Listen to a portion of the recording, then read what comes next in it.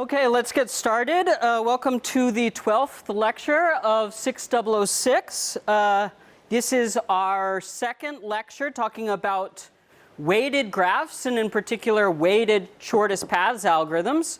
Last time we talked about weighted graphs. This is a kind of a generalization of what we mean by distance in an unweighted graph. Instead of each edge having a weight of 1, essentially, right? We generalize that to be any integer. And last time we showed how to solve single source shortest paths in a graph that doesn't have cycles, even if it has 0 or negative weights, in linear time using an algorithm called DAG relaxation. We also showed in that lecture how in linear time, if we are given the shortest path weights to all the things reachable in finite or with shortest path distance that's finite, we can construct a shortest paths tree from those weights in linear time. Okay? So this is motivating why we're not really going to talk about parent pointers for the next couple of lectures. We're just going to concentrate on these shortest path weights, right? And so today we're going to be talking about our most general algorithm we'll be showing for solving single source shortest paths, in particular in graphs that could contain cycles and could have negative weights. Okay? So just to recap, our little roadmap here, single source shortest paths in linear time. Last time we discussed another linear time algorithm, DAG relaxation. And today we're going to be talking about Bellman-Ford, which isn't limited to acyclic graphs. In particular, there could be negative weight cycles in our graph. Right? If it has cycles and has negative weights, the worry is that we could have negative weight cycles, in which case there is, if a negative weight cycle is reachable from our source, then the vertices in that cycle and anything reachable from that cycle will potentially have an unbounded number of edges you need to go through. There's not a bound on the number of edges for a shortest path, because I could just keep going around that cycle as many times as I want and get a shorter path, right? And so we assign those distances to be minus infinity. Okay? So that's what we're going to do today in Bellman-Ford. In particular, what we're going to do is compute our shortest path distances, these shortest path weights, for every vertex in our graph, setting the ones that are not reachable to infinity and the ones that are reachable through a negative weight cycle to minus infinity, and all other ones we're going to set to a finite weight. And another thing that we might want is, if there's a negative weight cycle in the graph, let's return one. Okay? So those are the two kinds of things that we're trying to solve in today's lecture. Okay? But before we do that, let's warm up with two short exercises. The first one, exercise 1. Okay? Given an undirected graph,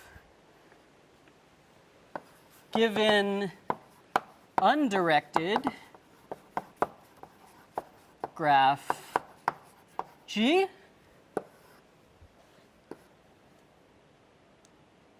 return whether G contains a negative weight cycle.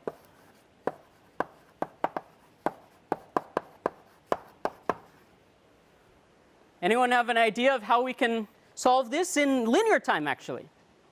In fact, we can do it in order E. No, yes, reachable from S. I guess, let's just say a negative weight cycle at all. Not in the context of single source shortest paths. Detect whether there's a negative weight edge. Ah, your colleague has determined an interesting fact about undirected graphs.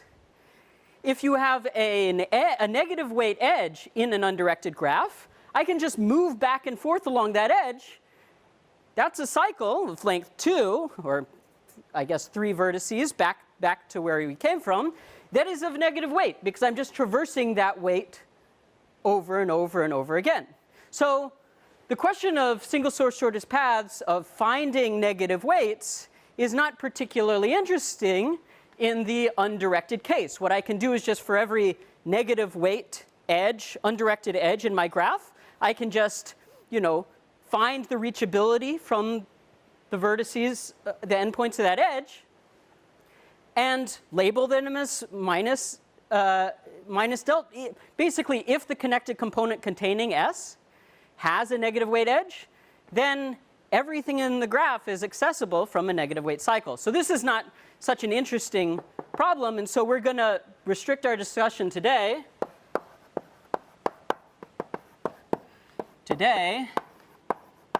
to directed graphs.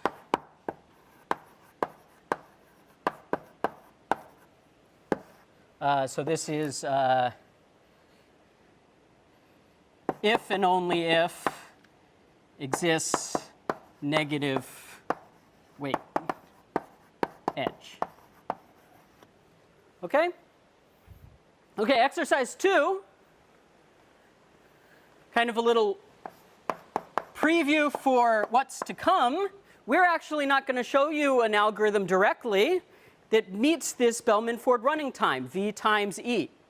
What instead we're going to show you is an algorithm that solves single source shortest paths so given an algorithm, alg A solves single source shortest paths in order V times V plus E time.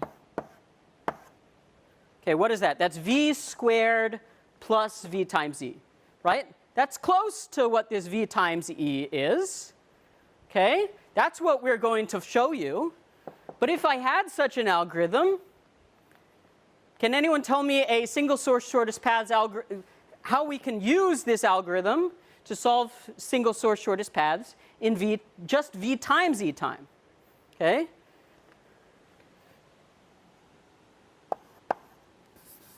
Show how to solve SSSP in order V times E. I guess we can put a dot there as well. Okay? So this is a little tricky. It's kind of related to the difference we had between the reachability problem and the single source shortest paths problem that we saw last lecture, right? When are these asymptotically different in their upper bound is when V is asymptotically larger than E, right? But the connected component containing S can have at most E vertices, or order E. It can actually have at most E plus 1 vertices, because otherwise it wouldn't be connected. Okay? So what we can do if we had such an algorithm, we could first, when we're given our graph, explore everything in the graph using BFS or DFS, find all the things reachable from S, and then just throw away everything else. Now I have a graph for which V is asymptotically no bigger than E, and then we can use this algorithm to solve single source shortest paths in V times E time. Okay? I'm not going to write all that down here. You can see it in the notes. Yeah? Does this work if your graph isn't simple? Does this work if your graph isn't simple? I haven't thought about it. We're not going to talk about non-simple graphs in this class, but probably not, because you've got a lot of edges. Though in our class, if we're talking about single source shortest paths, if we have multiple edges between two vertices, we can just take the minimum weight one, because it's never better to take the larger ones. Does that answer your question? Great. All right, so those are our warm-ups. That's our goal. We need to find an algorithm for single source shortest paths in general graphs, potentially graphs with cycles, and negative weights, and solve it in this V times linear kind of time. Does that make sense? All right. So first, before we get to the algorithm, we're going to discuss a little bit about about shortest paths in general. If we didn't the problem here is negative weights. How do we find if we had negative weight cycles, there seems to be these problems because we could have minus infinities in our deltas. But if we didn't have negative weights, I'd like to assert to you that our shortest paths, even if there are negative weights, are going to be simple. They won't repeat vertices. So that's the first thing we're going to show you. Let's say, simple shortest paths. Okay. So, claim. I'm going to give my claims numbers today, just because I'm going to have a lot of them. If my shortest path distance from S to some vertex is finite, meaning it's not infinite or minus infinite, right? Some finite value, there exists a shortest path, a shortest S to V path that is simple.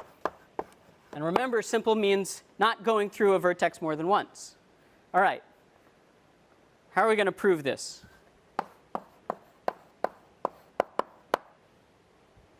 Well, consider if this claim was not true, right?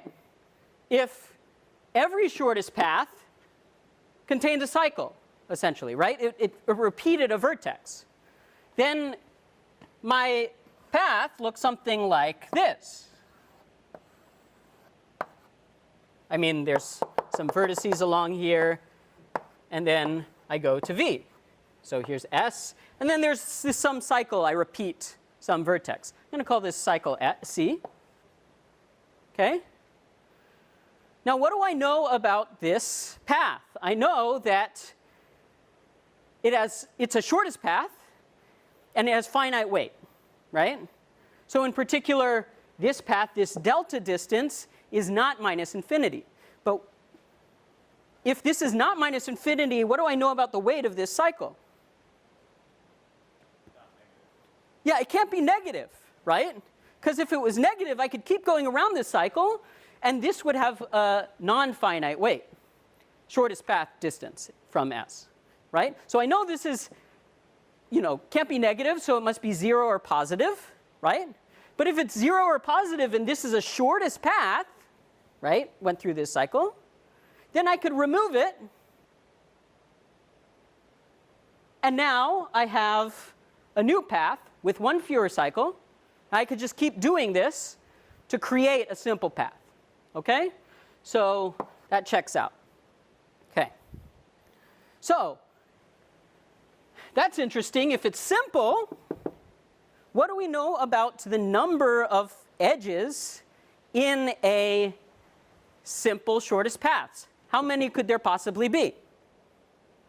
How long in number of edges could a simple shortest path be? If I can't repeat vertices, right, I can have at most V vertices on my simple path, which means I can use at most V minus 1 edges, right? Fence posting, right?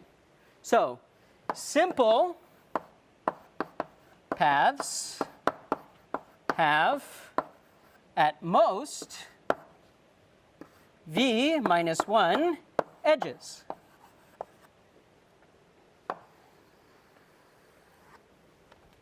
That's a nice little thing I'd like to box off. That's a really nice property, right? So while a shortest path here could have an infinite number of edges, right? If the shortest path distance is finite, I know I only have to check paths that use up to V minus 1 edges. In particular, this is finitely bounded in terms of the number of paths I have to consider. It's exponential potentially, right? But at least it's finite. Okay? The other way, I potentially had to check every possible path, of which there could be infinite if there's cycles in my graph. Okay. So I have an idea. Okay? What if I could find shortest path distances by limiting the number of edges I go through? Right? So not the full shortest path distance from S to V, but let's limit the number of edges I'm allowed to go through, and let's talk about those shortest path distances, just among the paths that have at most a certain number of edges. I'm going to call this k edge distance. And I'm just going to provide a little notation here. Instead of having a delta, I'll have a delta k here. That means how many edges I'm limited by. Okay? So from S to V is shortest S to V path using at most k edges.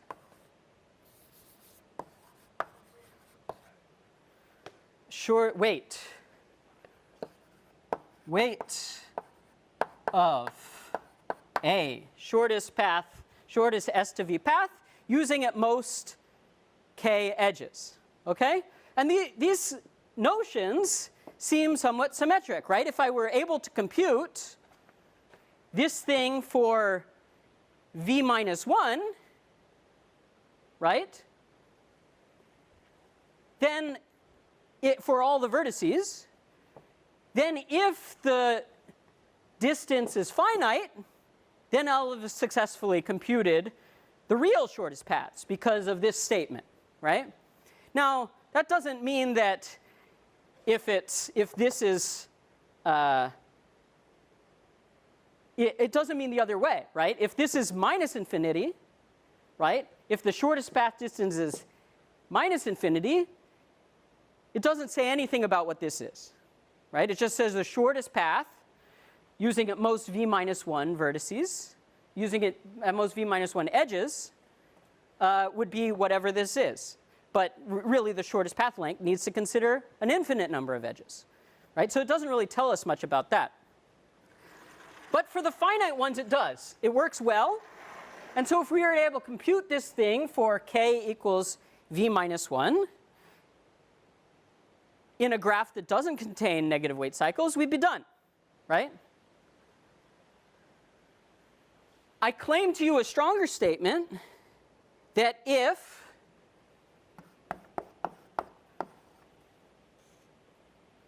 the shortest path using at most v edges from S to V is less than, strictly less than, delta of v minus 1, right? This is all in the subscript here, right? Basically, this is the shortest path distance of any simple path, right? And possibly ones that also contain cycles, but definitely it includes all the simple paths, right? If there's a shorter path to my vertex that goes through more than v minus 1 edges, this path can't be simple, right? Because it goes through a vertex more than once. Otherwise, it would be included in this distance set, right? So if this is the case, and I found a shorter path to v that uses v edges, that path can't be simple, which means that path, or some path there, contains a negative weight cycle. Okay? So if this is true, then I know that the real shortest path distance from S to V must be minus infinity. Right? I'm going to call such a vertex a witness, right? If we can find a vertex that has this property, I mean, I haven't shown you how to compute these things yet, right? But if I were able to find a vertex V, and these are capital V's, if you having trouble. This V is different than this V. This is cardinality, right? if we can find such a vertex v, that certifies that there's a negative weight cycle in our graph. So I'm going to call v is a witness. Okay. So if this property is true, it's a witness and it definitely has this. Is it possible, you think? I'm going to claim to you that it's possible that a vertex could have minus infinite distance but not have this property hold. Okay? I could probably give you an example. I don't have one off the top of my head right now, but that's possible. You could imagine there might be no path going to a vertex on a negative weight cycle that goes through exactly v edges, right? It might go through more edges, a shorter one, right? So this equation would be an equality and would not certify that this is true, right? But I claim to you, if a vertex has this property, if its shortest path distance is minus infinite, then it must be reachable from a witness. Okay, so that's the claim. If delta SV is minus infinity, then V is reachable from a witness. Reachable from a vertex that has this property,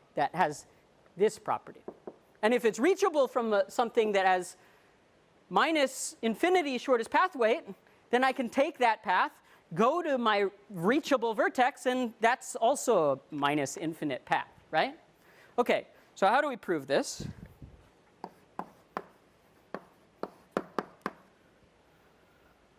Well, let's consider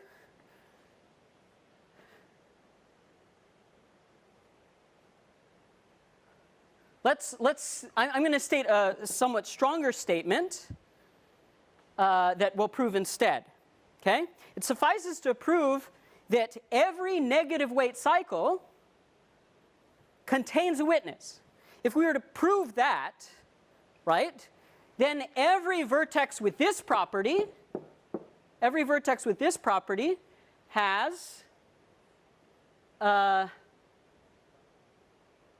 is reachable from a negative weight cycle by definition. Okay? So, if we can prove that every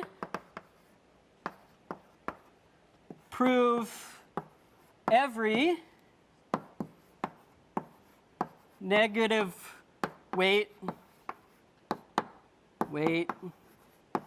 cycle contains witness, right? If we can prove that every negative weight cycle contains a witness, then every vertex reachable from one of those witnesses, in particular reachable from a negative weight cycle, has shortest path distance minus infinity, and that should prove the claim, right? This thing has to be reachable from a negative weight cycle. And so if we prove negative weight cycles contain witnesses, then all of these vertices are reachable from a witness. Okay, great. Confusing myself there for a second. Okay. So let's consider a negative weight cycle in G. Okay? This is a directed negative weight cycle. Recall. Okay? This would be my negative weight cycle C, right? The sum of the edges in this thing, the weights, has negative weight.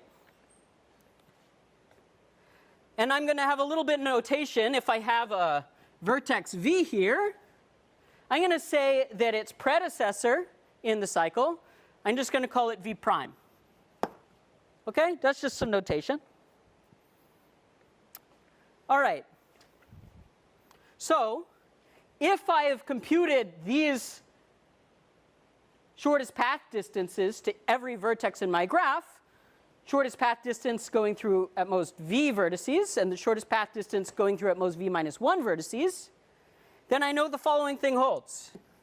Delta v going from S to V for any vertex in my cycle can't be bigger than delta V minus 1 from S to U plus the weight, sorry, not U, V prime, its predecessor, plus the weight going from the predecessor to my vertex. Why is that? Why is that? Because this is the weight of some vertex. This is the shortest path distance to my predecessor using one fewer edge. And so this in particular is the weight of some path that uses v edges. So if this is the shortest such path distance, this has to upper bound it, right? At least, at most, yeah. Triangle inequality? That is a statement of the triangle inequality. Thank you. All right. So, yes, so this is just by triangle inequality. Okay. Now what we can say is, let's take this equation summed over all vertices in my cycle. Okay? So I'm just going to add summation here of all vertices in my cycle of this whole thing.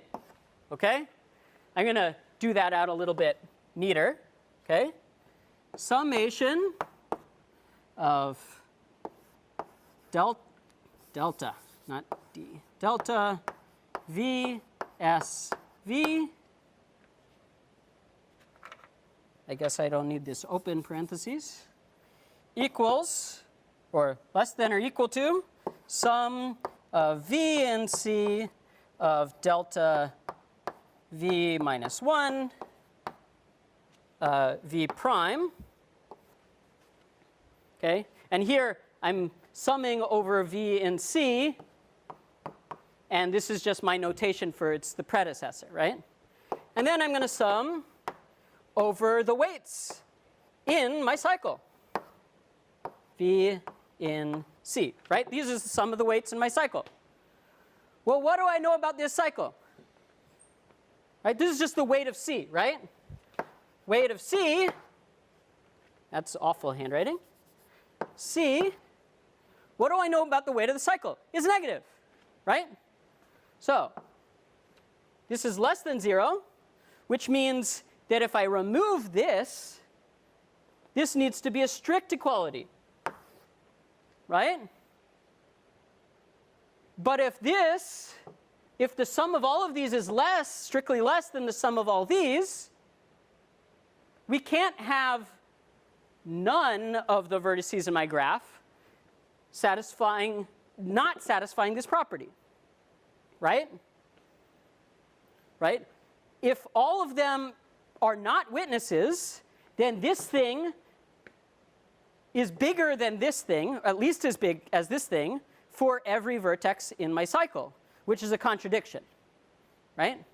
So the claim holds if we have a negative infinite shortest path distance, then V is reachable from a witness. So it suffices for us to find all the witnesses, find all the vertices reachable from the witnesses, and then mark them as minus infinity. Does that make sense? Okay. So now we finally are able to get to our algorithm. All right, Bellman-Ford. And what I'm going to show you today is a little different than what is normally presented as Bellman-Ford. The original Bellman-Ford algorithm does something a little different. And because it does something a little different, which we'll talk about at the end, it's a little hairier to analyze. I'm going to show you a modification that is a little easier to analyze and has this nice property that we're going to be able to use the algorithm to give us a negative weight cycle if it exists. Okay? So we're going to say this is maybe a modified Bellman-Ford. And the idea here is to make a vertex associated, make many versions of a vertex, okay? And I want this version of the vertex to correspond to whether I came here using 0 edges, 1 edge, 2 edges, 3 edges. I have a different version of the vertex for each one of these, for a path going through at most a certain number of edges. Okay, so this is an idea called graph duplication. Idea, graph duplication. And this is a very common technique for solving graph-related problems, because essentially what I get to do is I get to store information, right? If I'm having different versions of a vertex, I can have that vertex correspond to reaching that vertex in a different state, okay? So that's what we're going to do here. The idea here is make v plus 1 levels, basically duplicate vertices in our graph, where vertex vk in level k represents reaching vertex v using at most k edges. Okay, so this definition seems similar to what we're doing up here, right? If we have vertices that have this property, then their shortest paths in this new graph might correspond to these k edge distances. And really what the name of the game here is to compute these two for every vertex, because then we can, then if d is finite, delta is finite, then this guy will be the length of our shortest path. And if they're different, that'll be a witness and we can explore from it, okay? So, and if we connect edges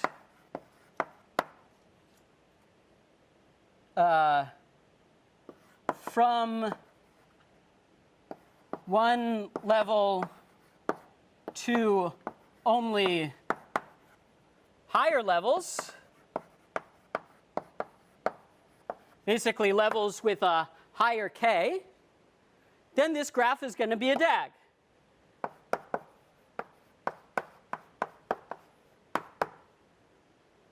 Oh, that's cool. Why is that cool? Because we saw how to solve single source shortest paths in a DAG in linear time. Now this graph that we're going to construct is going to have v plus 1 levels, so could have our graph kind of explodes v times, right? We're going to do that in a second. I'm going to be more precise with what I mean there. But if we're multiplying our graph v plus 1 times, then the size of our graph is now v times larger. That's not so hard to believe. But if we made our graph v times larger, and we ran a shortest path algorithm in linear time with respect to that graph, then that graph has something like size v times v plus e size. That looks familiar, maybe? That's this running time, right? So if we can find an algorithm that runs in that running time, we can get down to v times e, okay? So let's try to do that.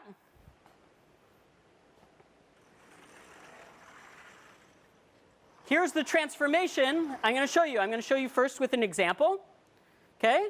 Here's an example of a directed graph that does contain a negative weight cycle, okay? Can anyone find it for me? B, C, D, right? Has weight -4 plus 3 minus 1. It has a -2 total weight, right? So that's a negative weight cycle, okay? So if I were to take shortest paths from A, right, I will want to say at the end of my algorithm, this better be 0, and all of these better be -infinity, right? So that's what I want in my algorithm. So what's my algorithm going to be? I'm going to make V plus 1 copies of this graph, and I'm going to kind of stretch it out, right? Okay, so here I have V 0, 1, 2, 3, 4. There are 4 vertices in my graph. So this is 1, 2, 3, 4, 5 copies of my graph. I have a version of vertex A for each one of those copies, a version of vertex B for each of those copies, C and D, etc. Okay? So I have this nice grid of vertices. And I'm not going to put any edges within a layer, within a level, right? Because then, I mean, this graph has cycles, right? And I don't want cycles in my graph, right? What I'm going to do instead is for every edge in my original graph, for example, the edge from A to B, I'm going to connect it to the B in the next level, right? So A0 is connected to B1 with an edge weight of -5, just like in the original. Okay, and I'm going to do that for every edge in my graph, and I'm going to repeat that down all the way. Okay? In addition, I'm going to add a 0 weight edge from A0 to A1, or from every vertex all the way down the line. These are all 0 weight edges corresponding to, I'm not going to traverse an edge, I'm just going to stay at this vertex. Okay? That's going to allow us to simulate this at most k edges condition. Now, if you take a look at paths in this graph from A0, our starting vertex,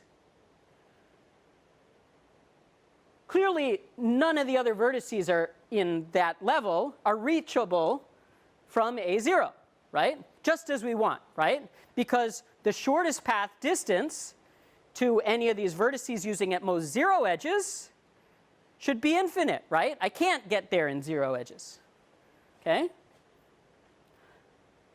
But then any path in this graph using at most k edges is going to correspond to a path from A0 to a vertex in that level, the corresponding level. So for example, if I had if I was looking for paths to B, right?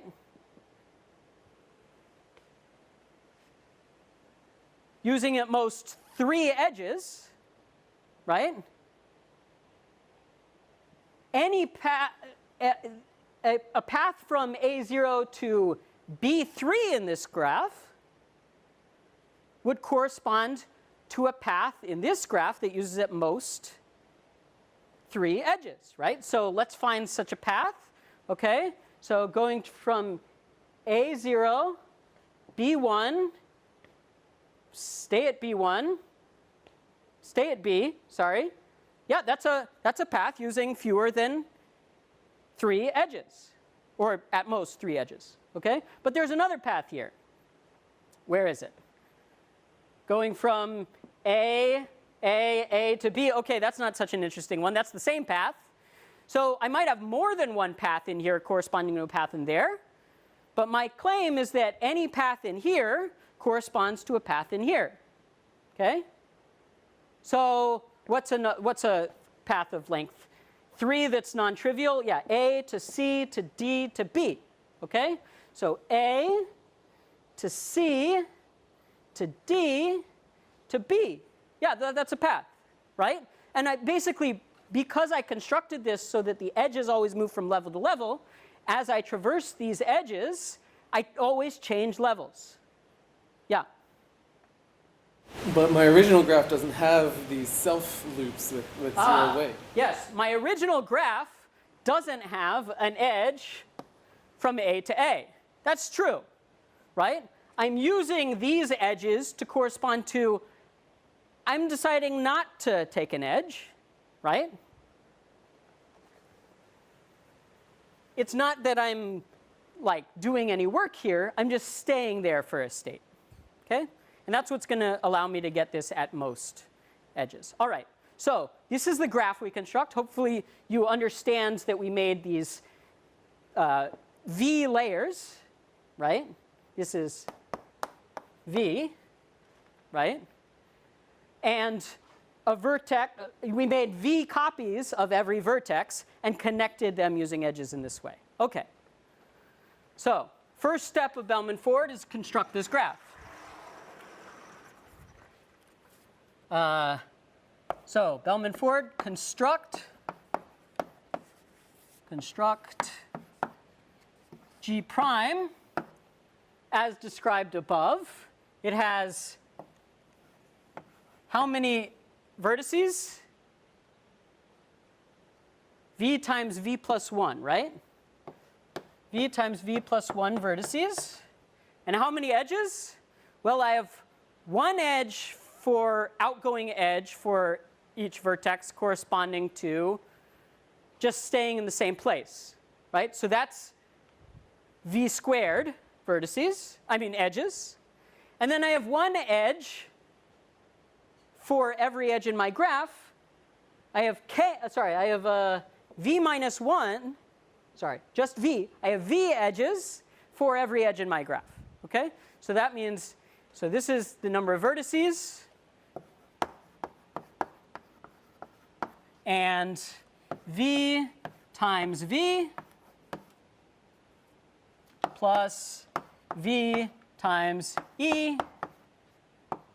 This is V plus E. All right, cool. So that's how many edges I have. So we construct it in that way. It's a DAG, right?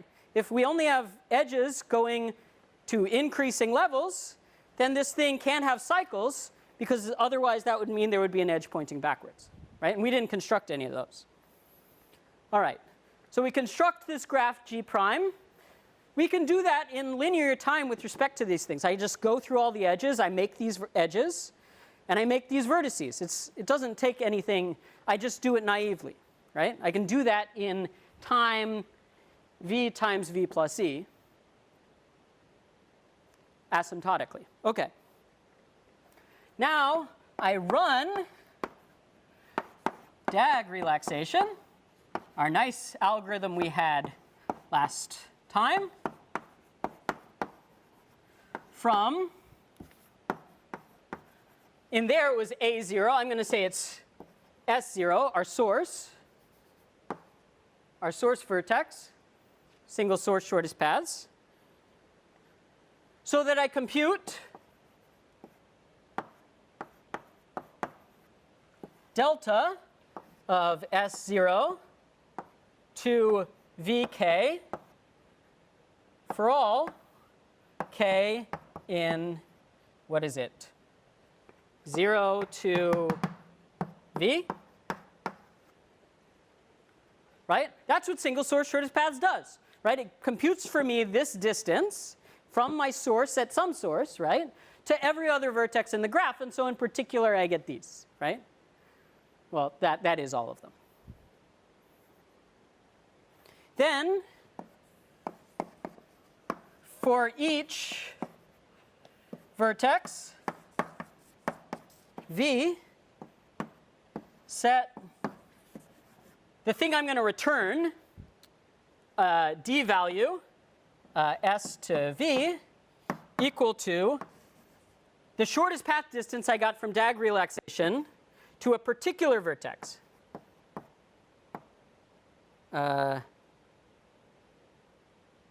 V minus 1. All right? Why am I doing this? Right? I'm setting it to be the shortest path distance to the guy in the second to last row here, or column,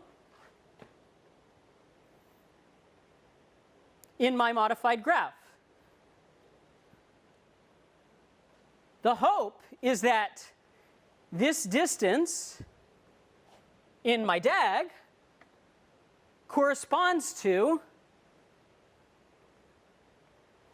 this distance in my original graph, right? The distance to v using at most v minus 1 edges, right? So that's the claim. That's a claim we're going to prove in just a second. I'm going to write it down just so that we have, just to continue our train of thought. Claim delta S0 vk equals delta k, the k edge distance from S to V. That's what we want to claim. That would then, what would that mean then? That would mean that I'm correctly setting the shortest path distance here for all vertices whose distance is finite. Great. I mean, I set values to things where they're not finite, where they're minus infinity also. But in particular, I set the ones correctly if they're finite. OK. So the last thing we need to do is deal with these minus infinity vertices, right? But we know how to do that, right? We just look at the witnesses. Because we've computed this value for k equals v and k equals v minus 1. And if that claim over there is true, then those shortest path distances are the same as these k edge shortest path distances.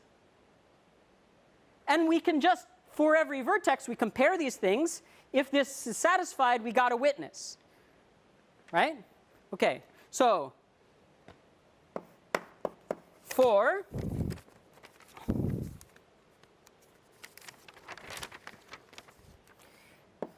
each witness u in v, you know, where delta S naught u v is less than, strictly, S naught u v minus 1. That's the definition of a witness here. Close the parentheses. Then for each vertex v reachable from u, set d is what we're returning, d of s v equal to minus infinity. So that's the end of the algorithm. Basically, I'm looking for all the witnesses. For each witness, I find all of the vertices reachable from it and set it to minus infinity, just as we argued before. OK, so it remains to prove this claim. How do we prove this claim? Well, we can induct on k, right? Is this true for k equals 0? Yeah, right? We kind of already argued it over here when we were talking about our initialization step, or what DAG relaxation does. It'll set this to be the shortest path from this guy to all these vertices. These aren't reachable from here, and so these are infinite. And that one's 0. OK? So the base case, so induct on k. Base case, k equals 0, check, right? That's all good. Now we induct in our inductive step. Let's take a look at the shortest path distance from S0 to v of k prime for some k prime. And the assumption is, the inductive hypothesis is, that this distance is the k edge distance for all k prime less than k, all k less than k prime, right? Well, kind of by definition of a shortest path, this is the minimum over all incoming vertices of the shortest path from S0 to u of k prime minus 1 plus the weight of the edge from u of k prime minus 1 to v k prime for all u k prime minus 1 in the adjacencies, the incoming adjacencies of vk prime. Okay, what does this mean, right? I'm just saying in my graph G prime, a shortest path to this vertex needs to go first through some vertex in the layer before it, which is one of these. And in particular, I'm only connected to things adjacent to me. That's all this is saying, right? I have to go through that vertex and take some shortest path to one of those previous vertices. Now, in actuality, these adjacencies, I constructed them to be similar to the adjacencies in my original graph, in addition to one edge coming from my original vertex, right, from vertex V. So this is the same as the minimum of this set delta S naught. Same thing. Plus WUV for all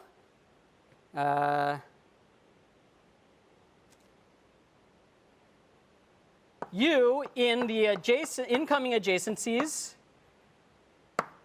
of my original vertex, in addition to one more term. What is that other term?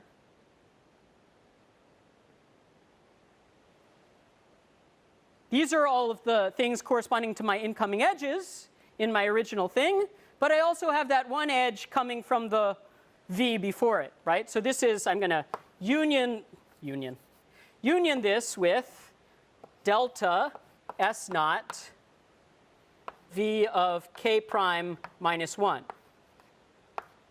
Awful. I think there's another one here. This is S naught V of k prime minus 1. Okay? I'm not going to rewrite it. Okay.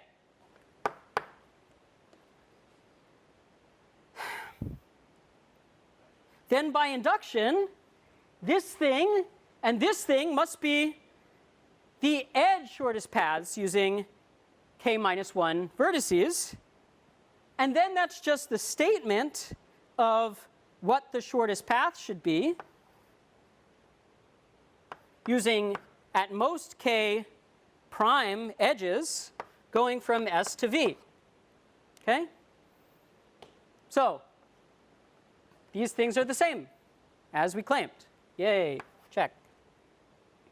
All right, and then it's not such a it's kind of a trivial leap then to say that at the end of Bellman-Ford, these guys, the things that we return, these guys are the shortest path distances, because here if they're finite, we set them to their true shortest path distance. And if they're minus infinity, that invariant means that these things correspond to exactly this claim over here. It's a witness.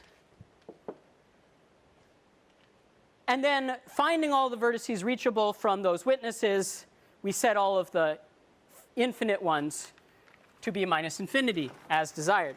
Okay, so what's the running time of this thing? Well, we had to construct this graph, so we had to take that time. Okay? We ran DAG relaxation. That takes the same amount of time, right? For every vertex, we did order V work. And then for each witness, how many could there be? At most V. Checking the reachability of each vertex, that can be done in how long? Order E time, right? Because we don't need to consider the things that aren't connected to X, or aren't connected to the witness, right? So this thing takes order V times E work. So we're upper bounded by this, a time it took to construct the original graph, and by the claim we had before. That takes V times E time. Okay, so that's Bellman-Ford. I'm just going to leave you with two nuggets. First, the shortest path, if for any witness, let's say we have a witness here. Do I have any witnesses here? I didn't fill in all of these. But is there a vertex on this cycle that goes through, who has the shortest path, that goes through 4 vertices that's smaller than any other, right? Okay, I can go from A to C to B to D to B to C. And you can work out this algorithm. I have it in the notes that you can take a look at. This will actually have a shorter path for vertex, It'll have a shorter path for vertex B.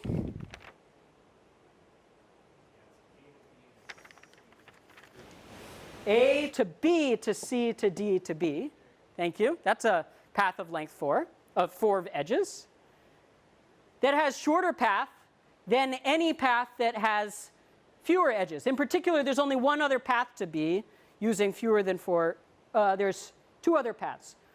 One path of length that has 1 edge that has weight -5, and one path, this path, that has weight 9 minus 1 is 8, right? Whereas this path, -5, -4, 3, -1, has -10 plus 3 is -7, which is shorter than -5. So B indeed is a witness, right? And if we actually take a look at that path through this graph, going from A to B to C to D, back to B, we see that there's a negative weight cycle in this graph. B to C to D to B. And indeed, that's always the case for our witnesses. Okay? You can see a proof of that in the notes. And you can see in recitation a little space optimization to make us not have to construct this entire graph on the fly, but actually only use order V space while we're going. Okay, so that's Bellman-Ford. Sorry for running a little late.